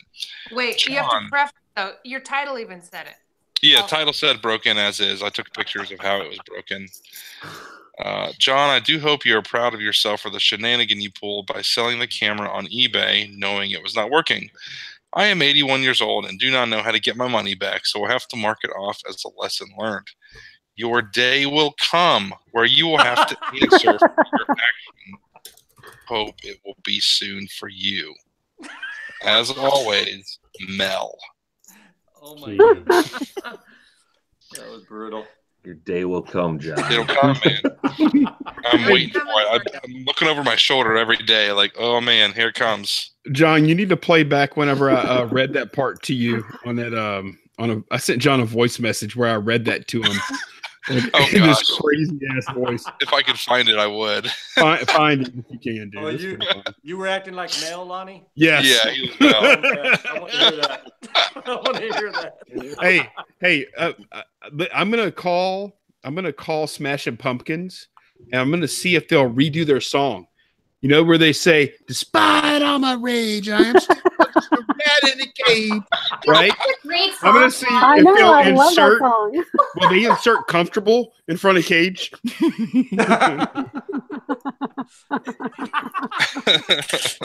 Doesn't quite have the same ring to it, Lonnie. No, it doesn't. Somebody's making a merch shirt as we talk. I'm writing down merch ideas right now. I tell you, I've got a few things. I just want to quickly add my pet peeve is one where you have an offer on, take offers on an item. Somebody sends you an offer, you respond straight away and accept it, for example. But then, so you know they're there right on their phone because they've just offered you, and within a minute you've said yes, please, and then they can't pay or won't pay, and you have to chase them and chase them and chase them to pay, and it's like, you offered me 5 minutes ago, I've accepted it, and then they're vanished off the face of the earth. What's that all about? Hate that. Yeah, sucks. How about when they send you an offer and then they send you questions about it after they made their offer? After they accept, or after you accept. Yeah. Because you know they're backing out. I hate when on local sales, when somebody, you go back and forth, and sometimes this can go over a period of a couple of days. You know, they just keep writing back, asking about something, and in there you negotiate a price. You come to a price where it's like, okay, we'll accept that offer, and then it's either a man or a woman, either one. They say, well, I got to talk to my husband first or my wife first. After a long, protracted negotiation, they're going to go talk to their spouse. I like the ones where I like the ones where you get someone that pulls every stop to get like some discount. Like I had a customer one time that sends me this message. It goes, he used like 5 different things to get I called it like the buyer quadfecta of feel sorry for me. I need a really good deal on this. So I had this like just a basic Ralph Lauren. Like I think I shared it with some of you guys, like a basic Ralph Lauren polo shirt. And this guy, or no, I think it was either Ralph Lauren or Harley shirt. It was one or the other. But this guy sends me this message. He goes, hey, he goes, I'm really interested in this shirt. I'm a member of the clergy. I'm a retired or I'm a pastor, former military. My house burned down, and it was during one of the hurricane or the flooding down in Florida. It was like he used like all 5 of those. The dude used like all of those in one message, and he had it worded like going. To me, this guy's like a retired clergy military. My house burned down, but I need this Ralph Lauren shirt to replace my wardrobe. Can you give me a deal? And I was like, oh my God. I'm like, this did not just happen. Oh my goodness. That's like when people can't pay and suddenly it's like, I've been in hospital and my car broke down. You know, it's everything. And they just list all this stuff. And it's like, just tell me you can't pay. Yeah. You don't want it. Just tell me straight. I'm man enough to take it. But no, that they just make up. Oh, See, apparently my guy could pay. He was just wanting a really good deal because he was really down on his luck. Oh, it was crazy. How do you guys handle that when you get somebody, like if they're before they make an offer or they're interested in something, and I know you've all seen it, they give the long litany of things that are wrong in their life, and they cover every base. How do you guys? Do you just ignore them, or what do you do? Honestly, I ignore them. If I was full time, I probably wouldn't, but I know what I buy and what it's going to sell for, and I'll wait. Like if someone's messaging me saying, I want to pay whatever and this and this and this, I just ignore them because I know someone else is going to come along and buy it. So I just don't care. But if I was full time, I don't know if I would have that stance, you know. What if they say they've got a, you know, they tell you that they have a crippled child and their dog needs some, you know, surgery. I usually say, like, I'm sorry for that. I'm thinking about you, but my price is my price. I can't. Yeah. True. Yeah, I think I actually responded to my person along the lines of something that's like, hey, you know, I'm really sorry about your misfortune. We totally understand. The best we can do is 10% off at this time. I don't want to discourage any business, but I think your money would be better served and well spent at a local thrift store or something like that. I think because he was trying to replace clothing that, you know, from his fire and or whatever. And I was like, you know, I think you could get a lot more outfits and stuff like that, you know, for the money that you would like to spend. So, I mean, I worded it. I really sit down and I crafted a really good message that I sent this guy. It was pretty decent. And I never did hear anything back from him, but funny. I've been doing this so long. I am so cynical. If I ever get a genuine one of these, I just won't believe a word. Honestly, I'm so beyond caring when they give me all the reasons why. Okay, two incidents for sure, like, and it was local sales where one, a guy, he was like an MMA fighter. He had this big story, and there was some shoes he wanted. They were 5 fingers, you know, the one where your toes go in. And he's telling me this, like, gave me this long thing, and we were going back and forth for a long time. Steve has a soft spot in his heart for MMA guys. Yeah, I'm in MMA. So I said, finally, I said, not in a bad way, but just because he's done MMA. In a bad way and a good way. Okay. No, but so I told him at one point, I go, you know what, dude, I'm going to help you out. Come get them. You could have them for free. And then that dude's like, okay, I'll get them tomorrow. And then tomorrow came, and he's going, asking me if I could deliver them, right? Oh my God! Yeah, Do you deliver? Get out of your mind. I love it. So I cut that off. And that one, yeah, that one's not like, that one's bad. But the worst one, there was a lady. We had this little computer, a tablet that kids get, right? And it was new. And she said her child had special needs and all this, and it could help him so much with blah blah blah, and give this long sob story about all these things that everything that the kid with. needed. And I said, you know what? You can have it. When can you pick it up? And I even said, we will meet you halfway, because where she lived. And then she goes, okay, we could do it tomorrow. Tomorrow came. She goes, I'm not going to be able to do it today. No problem. We'll do it the next day. Next day, oh, we're having to move some stuff. And it was like, and it was crazy stuff. Yeah. So for free. I was probably cynical then, but now I'm like, really cynical, because I don't know if and she never even asked to deliver it, but she started contacting us after I said, you know what, we're done, we're not doing it. And then every so often, a week later, hey Ken, do you still have that tablet? And like, no. So I'm probably more in the either playing back with them or ignoring them now. Okay, I'm gonna tell you my pet peeve, and Steve won't be surprised at this one. My pet peeve is the over asker of friggin' questions. Okay. Always trouble. I hate them. I really can't stand them. And here, I'm going to read some correspondence I had with a local potential buyer yesterday. Okay. This is for a Yamaha guitar that I'm trying to sell local. Is this available? Yes, still have it. What year is it? I did not see a year on it. I will double check again, though. How long have you owned it? Not long. Do you want to take a look at it? Yes. Okay, I can meet you tomorrow in Denham Springs. Where is the wear? Neck?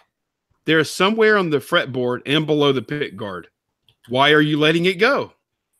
Honestly, that's not your business. I told him that, and he goes, and I thought it was over, but it wasn't. No, it's not, but thought you ask. Any wear on the back. It has general wear from being played, but it's in good condition. I'd recommend you look at it, as wear is very subjective. And then that was about the end of it. I haven't heard back from the guy again. I hate question askers. And I offered this guy twice to come look at the damn thing, and he wouldn't. He had more questions after that. Right, because 9 times out of 10, they're going to give you bad feedback anyway, and they're not going to be happy with the product. Yeah, I was going to say, do you guys find that if you get somebody who is asking question after question, that they go on to be the troublemakers? Exactly. They item not received, or item not as described, because they're that fussy in the beginning. You know they're going to be that fussy once they get it. Unfortunately, I just do what Lauren does, and I ignore them. Yep. Well, I think one thing Lonnie left out, and you got to, just to be fair to the potential buyer, it's a $400 item, Lonnie, and it's a local sale. It's not jeans. If I was buying something for $400 locally, but Steve, why to ask me why I'm selling it? What would be the? Okay. I'm selling it to buy some food, or I have a, or maybe from now on, if I get asked that question, I have a drug habit.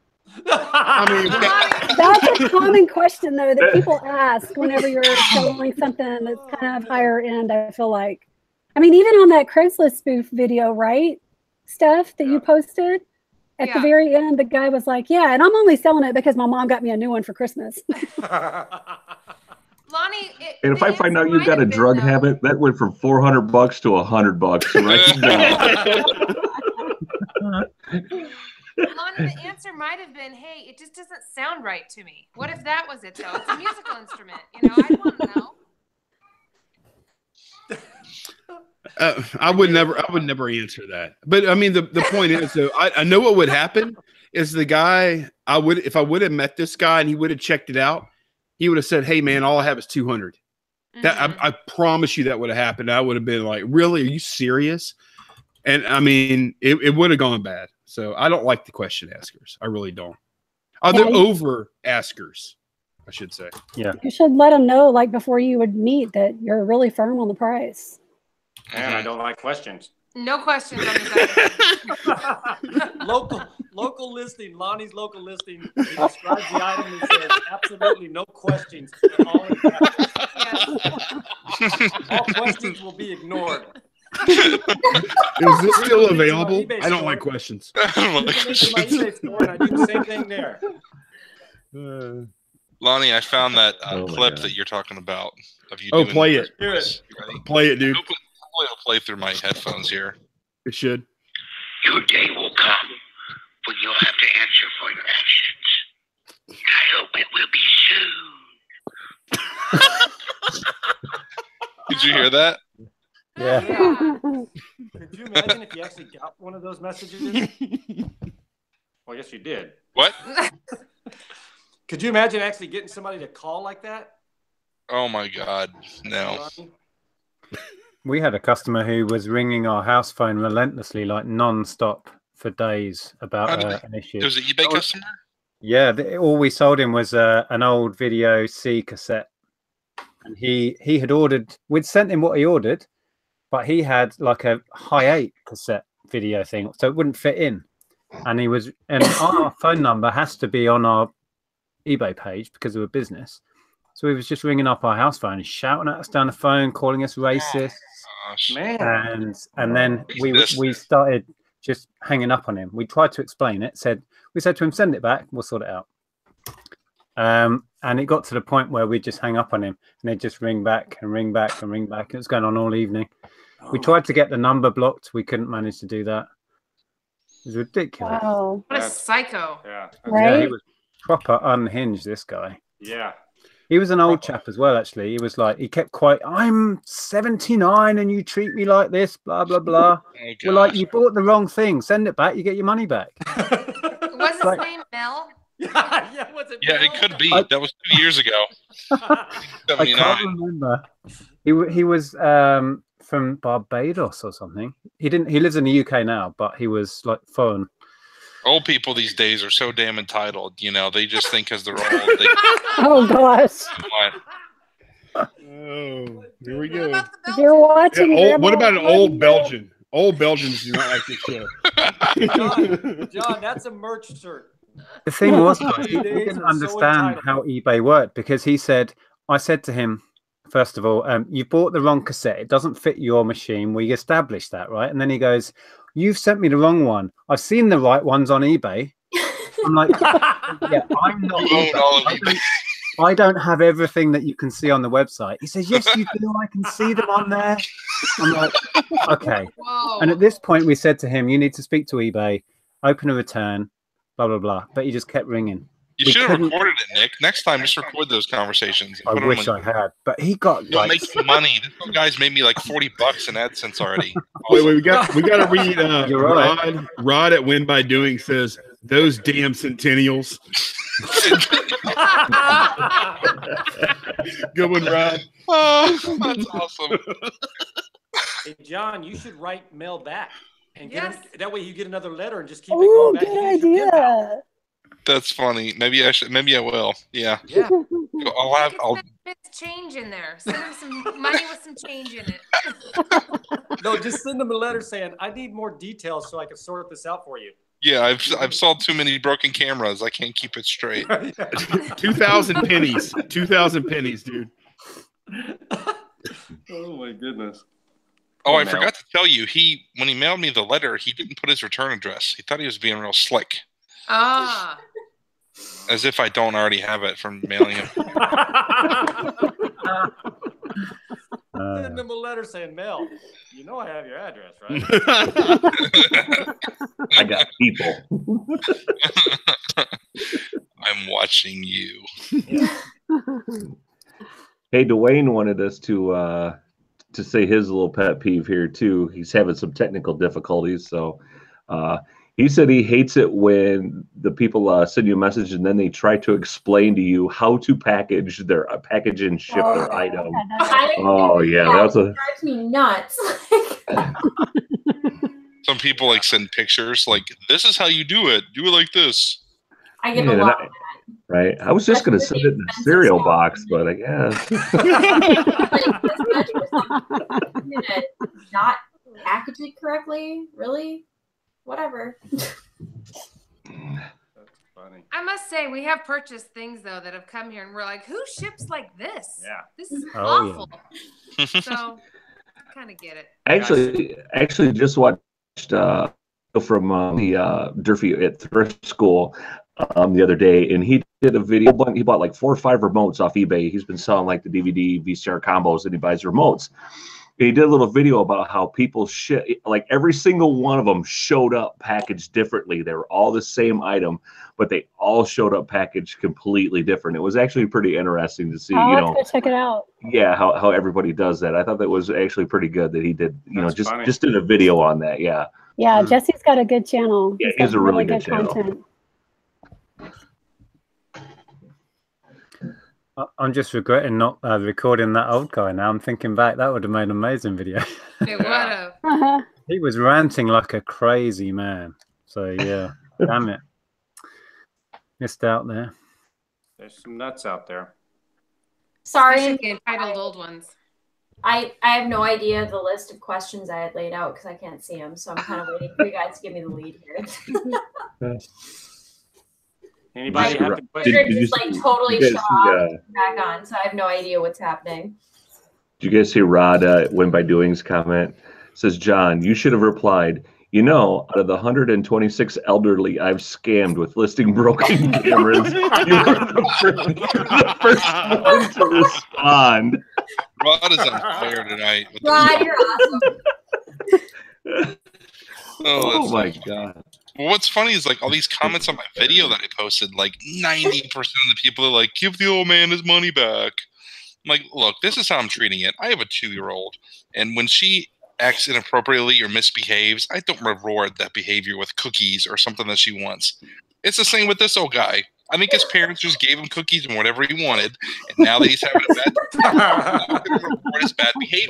He threatens my life. I'm not going to give him his money back. Like, come on. You go with your What bad did you learn self. by I that? agree. You darn centennials. That's your title for this video. Entitled How to Piss Off Buyers. New title. What is that? What is that number called anyway in 80s? I know in the 70s, like sequicennial or something like that. 80s.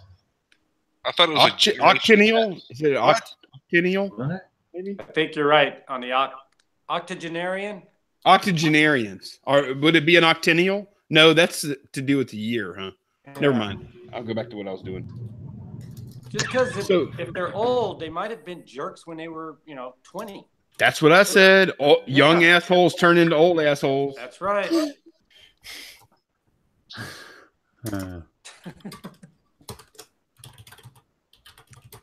whose channel is this going to be on next? What? Is it time to talk about that already? It's 8:30. Oh, we flew through. Duane, it's all about you telling us because we don't know. He's muted. Duane is muted there. Technical difficulty. Yeah, I know. I'm having trouble. So some of my stuff comes up. So let me look real quick. I think it's Shane. Okay. Yeah, Where is Shane Shane is the next tonight? person. I think Shane he had to work. told us he was going to be out. Yeah. Oh, okay. So Charmaine asked about the question she asked a while ago. She says, you find out about these places for pallets, and has anyone ever done just cases? I'm going to defer to the killers on this one. Is she asking how to find out where to get pallets? And cases. Yeah, basically, I think. Like, how did you, Yeah, a lot of that's become popular selling by the case now with liquidators because there's a bigger demand for the smaller amounts. cheaper to ship. Yeah, but we would recommend, like, we get ours from Via Trading. There's other ones. I don't like to mention ones if we haven't actually tested it out, but you could go to the PS 101 group, and there's people on there that PS101group.com. Yeah, if you go on there, go into that group, introduce yourself, and ask people who they've dealt with, what liquidation companies they've dealt with, and go, and use that, because it can be tricky with liquidation. There's a lot out there right now, and there's a lot of reviews. And me personally, if you see a review that somebody does, you want to see it to the end. If somebody tells you they bought something, they open it up, they take everything out of the box, and then they say, I'm going to make this much. Yeah. Common sense. I don't care what you think you're going to make. It's, like we're doing a clothing one right now, a high-end clothing. We had 75 pieces, and it's in a case from Via Trading, and we did a flea market, or $90 a yard sale, we've sold a couple pieces. Yeah, we did $90. We sold 3 or 4 pieces. 5 pieces, whatever it is. We haven't listed we've listed 2 on eBay because we have our daughter's going to do all the listing on eBay.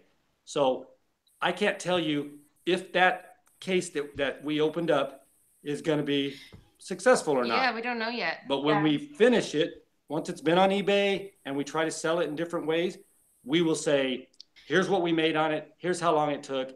Does that work for you? Yeah. Again, go on groups if you're looking for the cases and ask people that have actually sold or bought.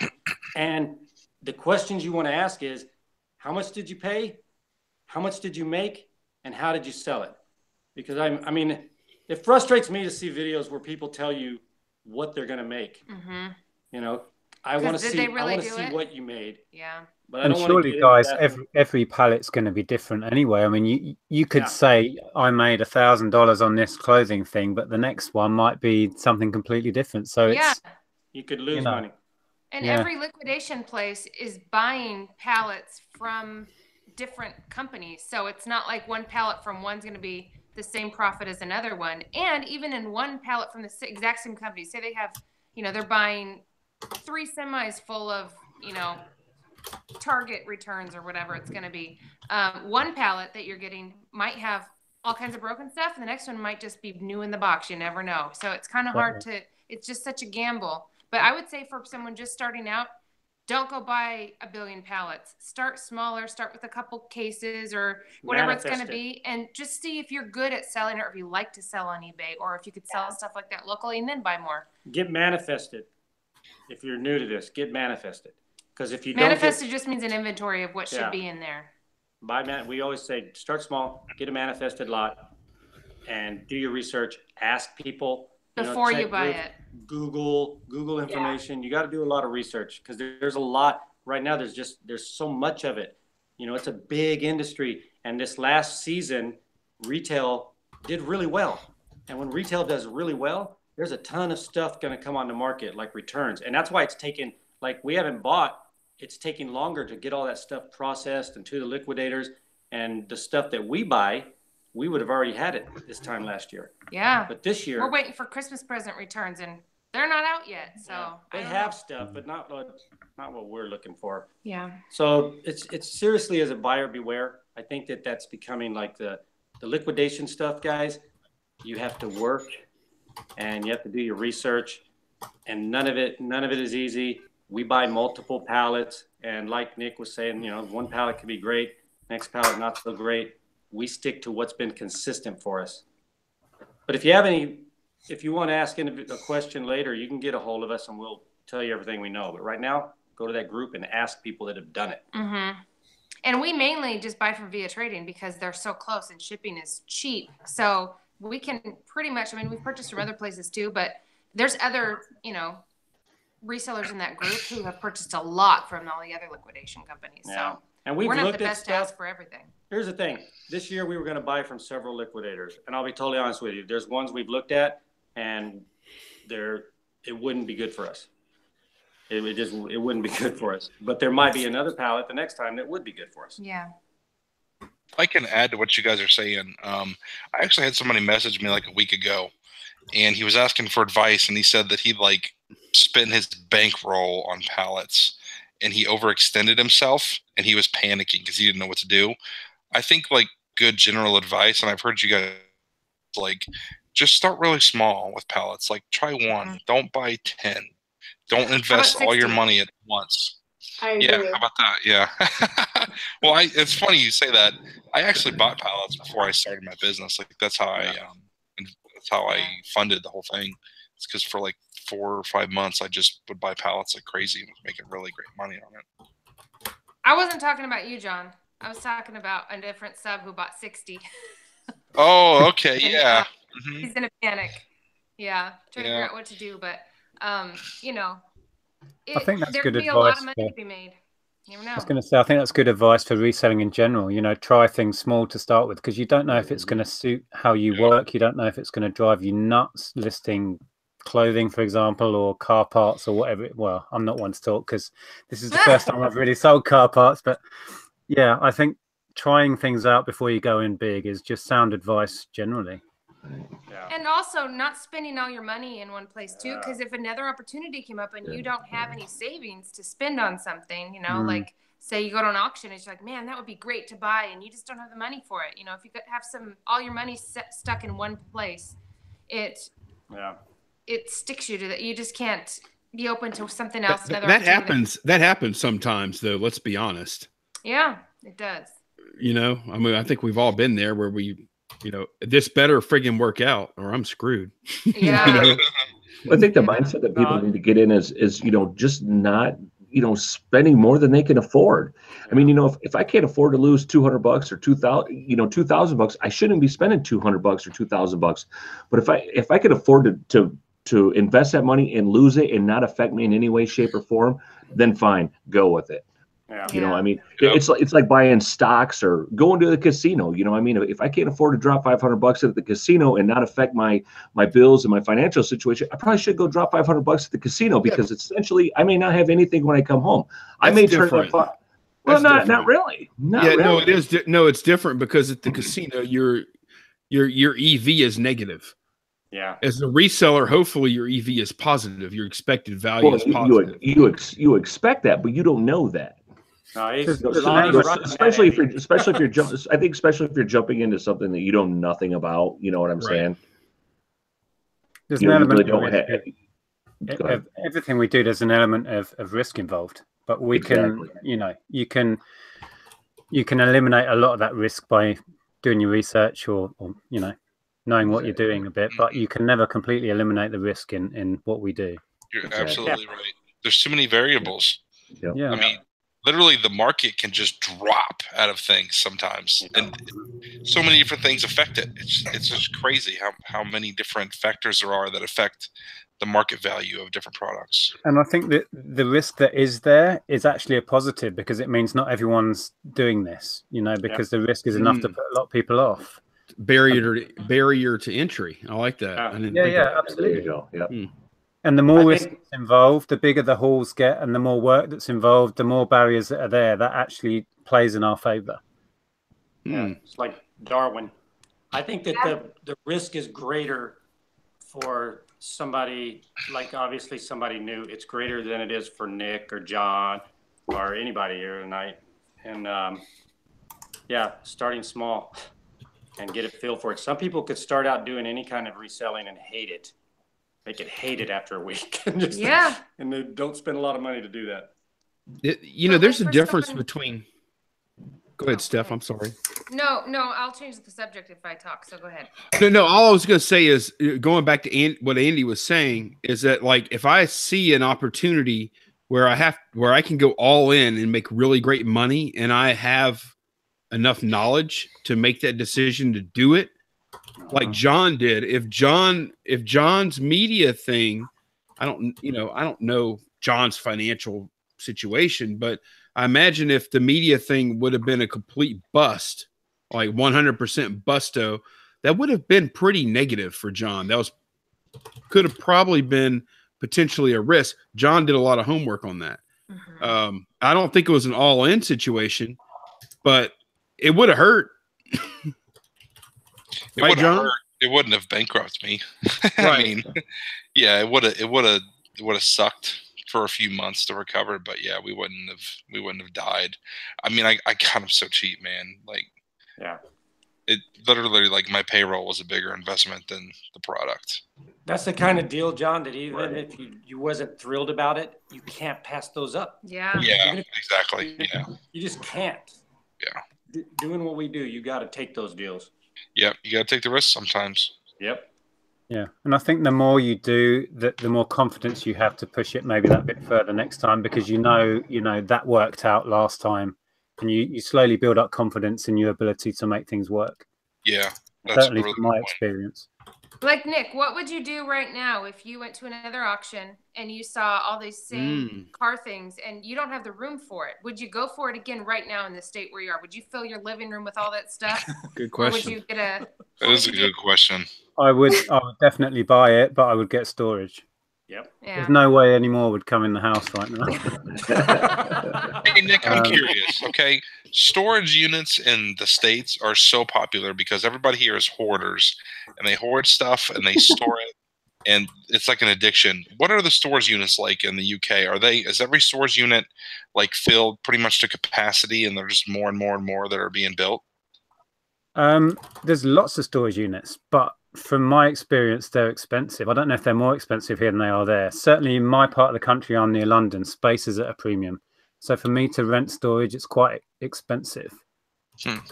But yeah, we use storage exactly the same way you guys do. You know, just have too much stuff, or moving house and you've got too much, so you should put it in storage. It stays there for years. I saw your guy Ads Robinson. He got some storage not too long ago, and it was like a shipping container or something, I think. Yeah, there's one of those in Hitchin, but I actually looked at that when I was going to move a load of the racking that I won at auction. But they were all taken. They were all taken, apart from some that were up above, like on the second floor, and there's no way I'd lift these units up there, so I didn't go for it. Is that common, though? Is like for the storage units to be like shipping containers? They're not usually. Normally, they're in purpose-built buildings. Okay. Like we have companies like Big Yellow Storage that are in every major town, and but normally they're purpose-built. But the shipping container ones tend to be the cheaper end of the deal. You can get them really cheap. But it depends a lot where you are in the country. Prices will vary no end. Now, Nick, in some of your chats, I've seen people say stuff about how they're going to get or maybe they'll just get a garage. Now, are they talking about, is that what you guys call a storage unit, or is that they're actually going to rent a garage from a friend or something? What are they calling with a garage? If they say garage or garage, they'll mean renting a garage. I actually looked into that. I asked around on my street to see if anyone had garage space, and they all had them full of crap. So it literally is somebody's house. You're putting your items in, so they could steal your stuff, or I guess. We don't do well, that here. if I made that arrangement, I would have my own padlock on that thing, so they couldn't get in it. You know, but people certainly do that. People, I mean, certainly in London, people rent their garages to other people for a lot of money because space is so expensive. You know, like you were saying, Nick, about the confidence, like you get confident the longer you do this. And do you guys think that you've got your most confidence from when you've made big mistakes and then you've overcome them, or a series of mistakes throughout your reselling time or career? And doesn't it make you feel like when a deal comes up, it's like, yeah, we're going to go for it. And I always feel like in the back of my mind, no matter what happens, that we're going to be able to adjust or make the best of it. And that to me is a great sense of comfort, just knowing that I don't think there's too many bad things that we can face that we haven't already, been through. Do you guys feel that? Or I feel like failed deals make you more comfortable with walking away from bad deals in the future, for one thing. Like before you have a deal go south or before you lose money on something, you're not afraid of a deal until the one bites you. And then later on, you have more leverage you don't have any leverage if you're not willing to walk. Yeah. You know what I mean? So you can find yourself actually getting better deals after you fail because you are willing to walk. Right. That's one point I would make. I would say that the fear of failure can stop people in their tracks completely. I've failed, and I've talked about businesses that I've failed. I've lost a lot of money doing certain things, and that doesn't scare me anymore. So yeah, if you can get over the fear of failing, you can do stuff. Yeah. Can I read I got to read Nathan Redneckerson Resale's last comment. Tonya once said, "You are not a hoarder unless you have a dead cat under your pile." Did you say that? Not that I know of, but it sounds accurate. The question is, has Tonya actually got a dead cat under the pile? That's what I want to know. Those old guys are funny. No. I love cats. If you don't smell a dead cat. Oh my goodness. So great. I hope you said Okay, you're laughing a little too much, Lonnie. It's so funny. You know, for saying a lot of things, but that I've never heard.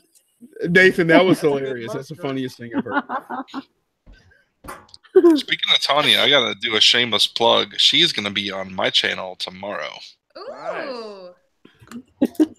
Cool. She has no idea what it's gonna be about either. Time. Gonna take it by storm. 2:30 Eastern. Is that right, Tonya? 1:30 Central. 2:30 Yeah, Eastern. that sounds perfect. Awesome. That's so cool because I just asked Tonya today, like, Tonya, do you want to come on our channel soon? And so that's funny because you're having her on. She even I'll told me. be there. Yay! I'm so excited. We love Tonya. I love you guys too. I'm going to be on Tanya's channel on Tuesday. I'll join. Yeah, you are. Yeah, we're going to have a Jory detective show. Tonya, I don't know if I've ever been on your channel. Yes, you have. Oh, you're not a big enough deal yet, John. When? When was I on your channel? Oh, yeah, you featured me, duh. Yeah. This is what happens when I have like 9 beers. I just forget everything. No, tell him I'm going to be there, Tonya. Okay, so before you tell us, Tonya, before you tell us, so I'm just curious, how are you going to do a show with him if you can't ask questions?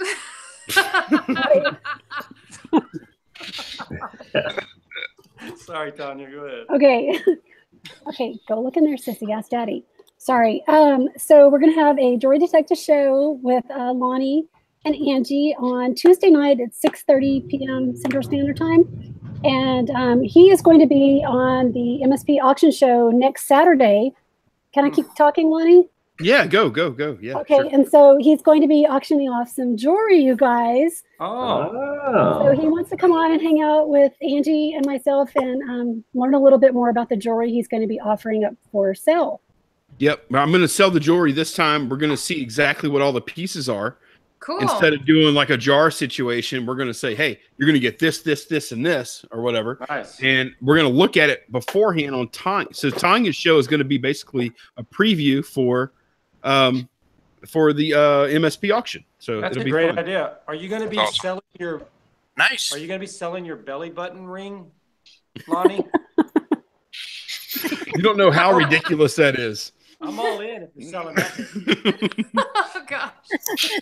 Lonnie, are you gonna wear gloves? Don't forget to bring your gloves. All the white gloves. Because of your orange fingers. Orange fingers. From the staining. Lonnie? From the staining. Oh, from his acid. His acid. Yeah, for testing the gold. Just go back and look at the video I did on testing gold, and you'll see about 10 people telling me to wear freaking gloves. Yeah. And it's not because they care. I promise you that.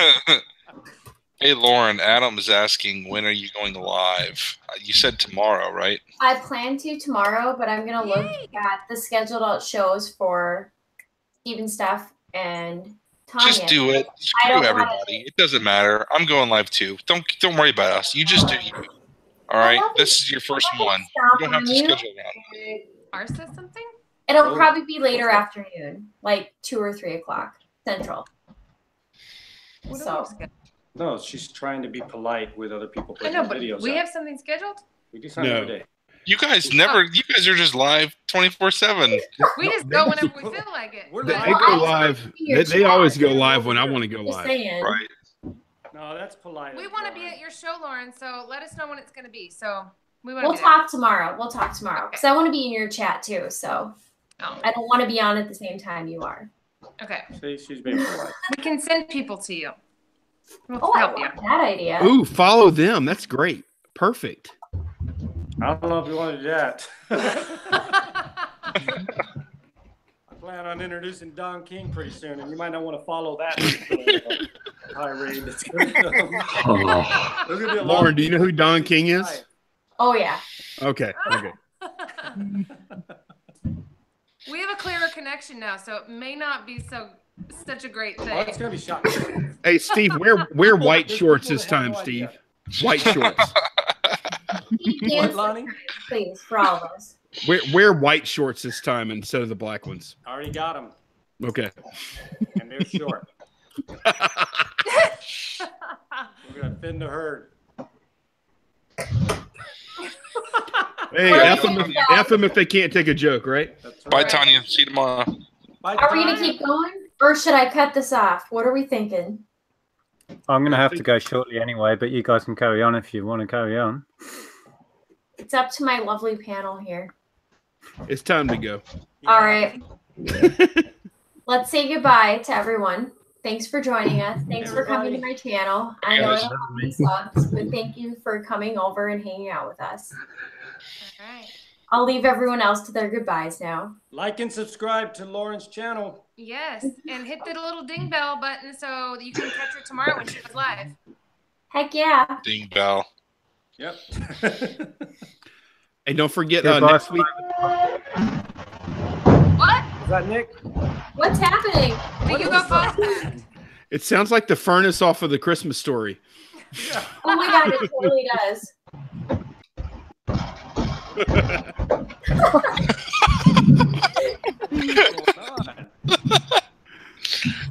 What'd you say, Nick? I just said goodbye from over the pond. Oh. Nice. Bye,